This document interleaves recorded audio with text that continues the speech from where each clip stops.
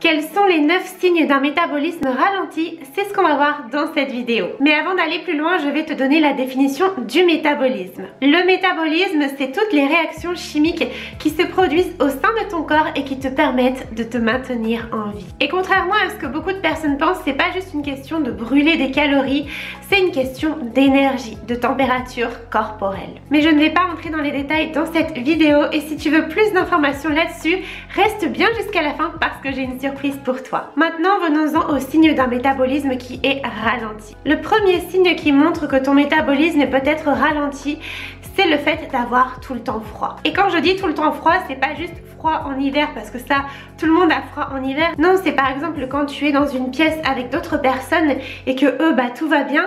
Toi, tu as les mains violettes, tu as les doigts de pied gelés, tu as les oreilles gelées, tu as la bouche violette, tu as vraiment froid, tu as besoin de mettre tout le temps un gilet, une grosse écharpe et ça tout le temps. Peut-être qu'aujourd'hui, tu as l'impression que c'est normal, tu te dis juste que tu es un petit peu frileux ou frileuse, mais c'est peut-être le signe que ton métabolisme est ralenti. Le deuxième signe, et qui va de pair avec le premier, c'est le fait de se sentir tout le temps faible. Tu vois, t'as pas d'énergie. Et là encore, tu pourrais très bien te dire, moi je suis comme ça, voilà, je suis fatiguée, j'ai pas trop d'énergie. Et en fait, c'est tellement dans ton quotidien, c'est tellement une habitude que tu n'y prêtes plus attention. Et en réalité, tu ne devrais pas te sentir faible comme ça tout le temps.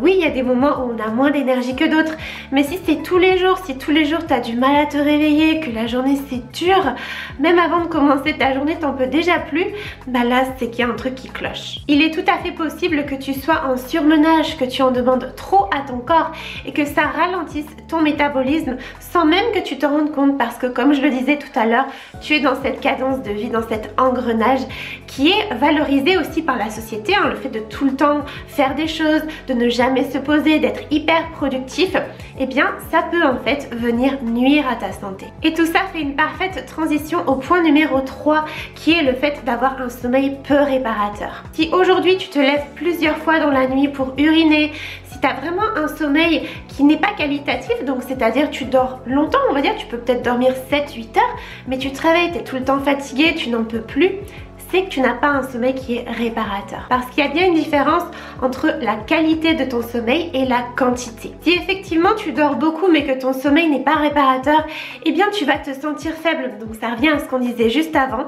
Et en fait, voilà, ça peut être un signe que ton métabolisme est ralenti. Tu te dis peut-être aujourd'hui que c'est normal, que c'est rien de grave, que voilà, tu te lèves 2-3 fois la nuit pour aller uriner, mais que c'est ok. Mais en réalité, ça montre qu'il y a un dysfonctionnement dans ton organisme et il ne faut pas le prendre à la légère. Et si aujourd'hui tu as du mal à évaluer tout ça, n'hésite pas à installer des applications comme par exemple le Sleep Score qui te permet de suivre ton sommeil, tes cycles de sommeil, tu sais, parce qu'on passe par plusieurs cycles de sommeil dans la nuit et le sommeil profond c'est le sommeil réparateur et ça te permet justement de voir si tu fais beaucoup de sommeil profond ou pas, si tu te réveilles, à quelle heure tu te réveilles et ça peut vraiment te donner de bons indicateurs pour savoir où tu en es au niveau du sommeil. Sinon, tu peux aussi utiliser une montre connectée qui te permettra de te donner toutes ces informations. Tout à l'heure, je te parlais d'avoir froid, d'avoir les mains gelées, les doigts de pied violets, la bouche violette. Le fait que tes extrémités soient froides et violets, c'est un signe que ton métabolisme est ralenti. Vient s'ajouter à ça des ongles et des cheveux qui ne poussent plus, qui sont cassants et qui, même si tu leur appliques 36 000 crèmes, si tu fais tout ce qu'on voit partout au niveau des conseils beauté, il n'y a rien à faire.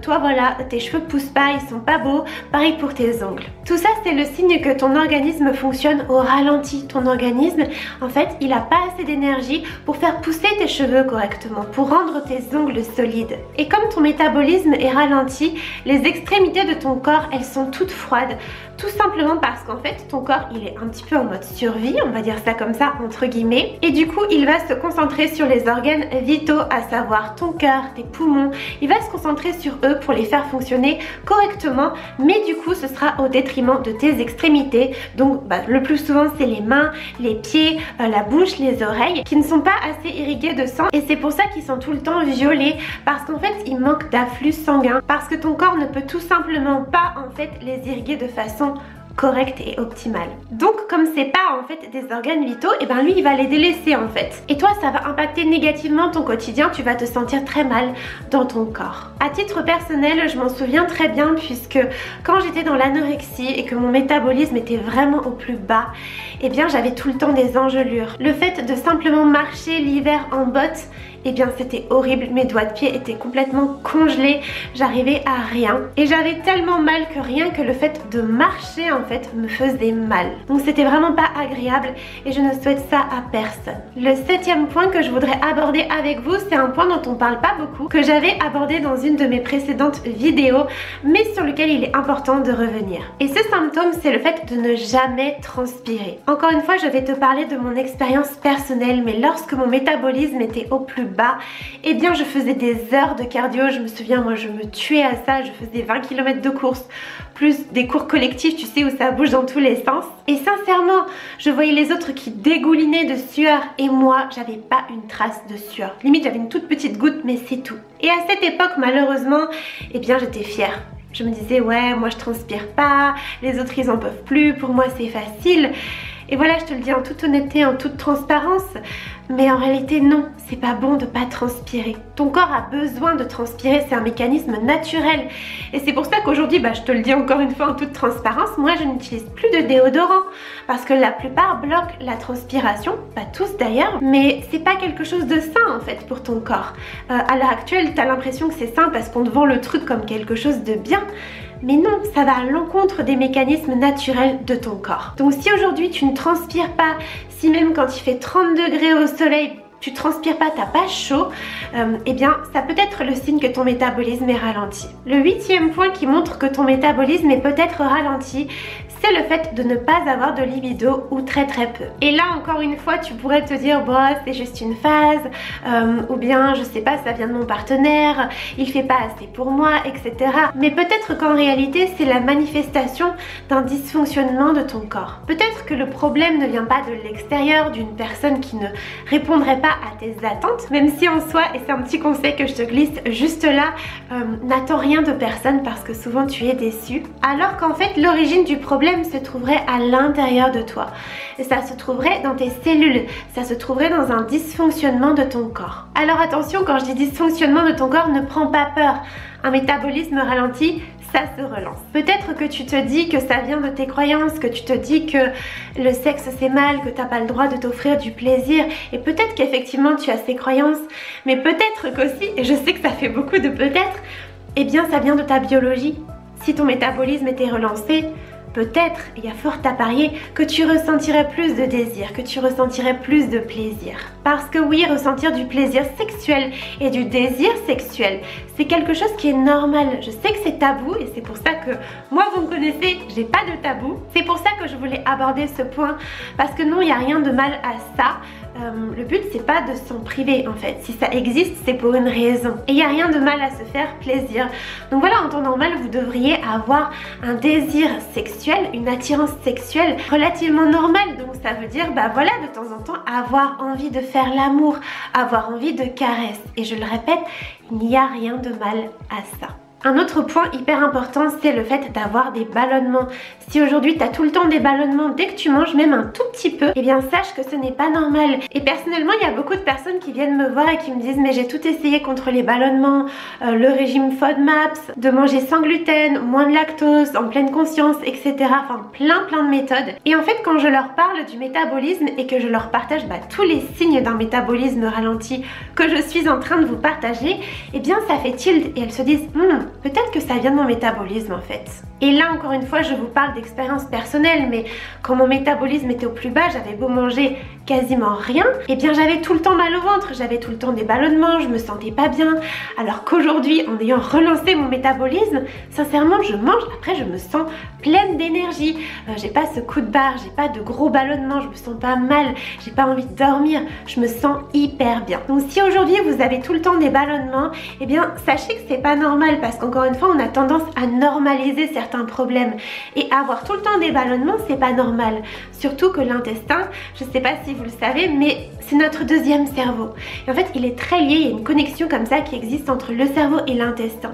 Donc si vous avez du mal à digérer, si votre intestin est pas en bonne santé, eh bien ça va être compliqué d'être pleinement présent dans votre vie, de faire tous les projets qui vous tiennent à cœur, d'avoir de l'énergie, de la concentration, de la joie. Le 8e symptôme, d'ailleurs je sais plus trop si c'est le bon chiffre, mais c'est pas grave, c'est le fait de n'avoir envie de rien. Vous vous sentez comme une coquille vide, vous avez envie de rien faire, vous ne ressentez pas d'émotion, vous avez du mal à vous concentrer, vous avez du mal en fait à profiter de la vie. Vous ne savez pas trop ce que vous aimez, dès que vous commencez quelque chose, c'est difficile en fait de continuer. Alors ça personnellement je l'ai énormément expérimenté dans l'anorexie.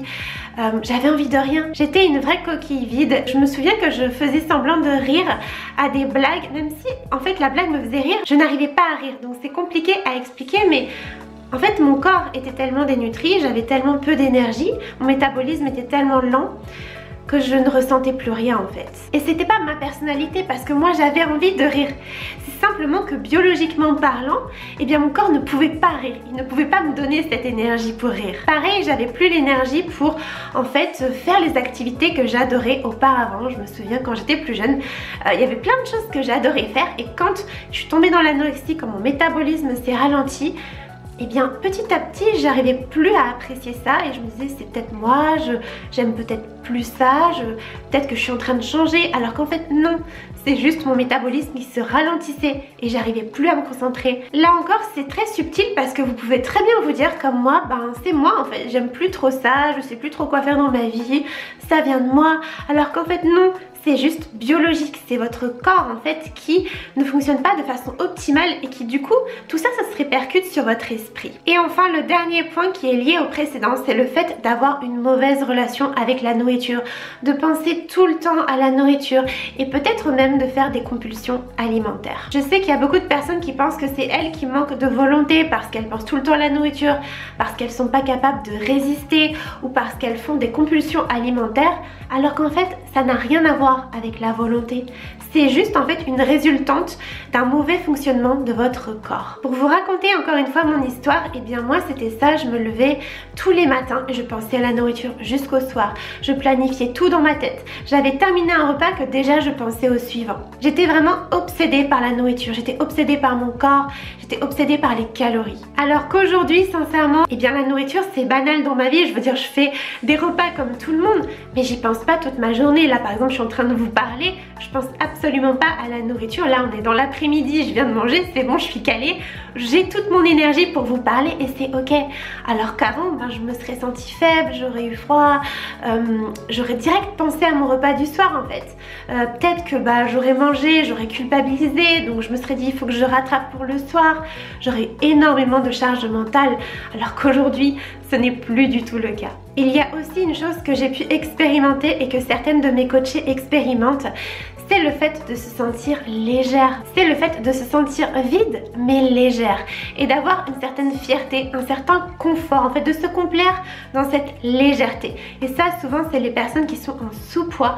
Moi ça me faisait pareil quand j'étais dans l'anorexie. Et il y a cette peur de se sentir plein, de se sentir rassasié, de remplir son corps de nourriture en fait. Et ça pareil, je le retrouve chez tellement de mes coachées, elles ont peur en fait de l'abondance de nourriture, elles ont peur de se remplir vraiment avec de la nourriture parce qu'aujourd'hui manger beaucoup c'est mal vu, surtout chez des femmes malheureusement. Et donc il y a cette peur de trop manger qui persiste, qui est très liée à cette peur de grossir qu'on travaille énormément en coaching et dans mes programmes. Voilà pour les 9 symptômes d'un métabolisme ralenti. Et sincèrement, si aujourd'hui tu te retrouves dans tout ça, eh bien sache que ce n'est pas une fatalité. Parce que oui, contrairement aux idées reçues, on peut relancer son métabolisme. Et j'en suis la preuve même, puisque je te mettrai une photo, mais moi avant j'étais extrêmement maigre, j'étais dans l'anorexie, j'avais absolument tous les symptômes que je viens de te décrire. Et aujourd'hui, voilà, je te mettrai aussi une photo de moi aujourd'hui.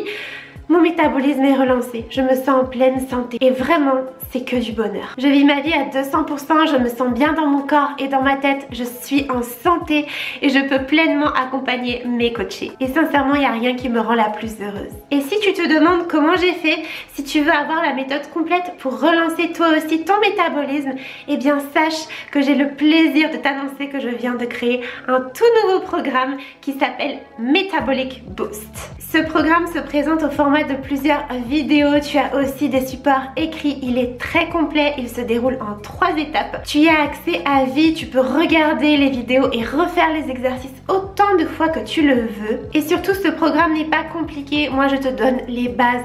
Je te donne ce qui marche vraiment.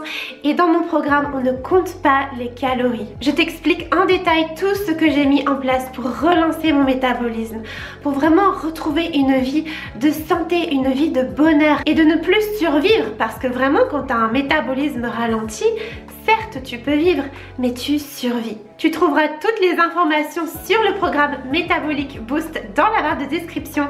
N'hésite pas à aller voir, sincèrement. Si tu as envie d'investir en toi, si tu as tous ces symptômes, tu sais de quoi je parle, tu sais que ce n'est pas une vie. Alors vraiment, investis en toi. Choisis de faire ta santé ta priorité. Et n'hésite pas à cliquer sur le lien juste en dessous. Quant à moi, je te remercie de m'avoir regardé. Je te fais plein de gros bisous. Prends soin de toi et surtout, savoure la vie.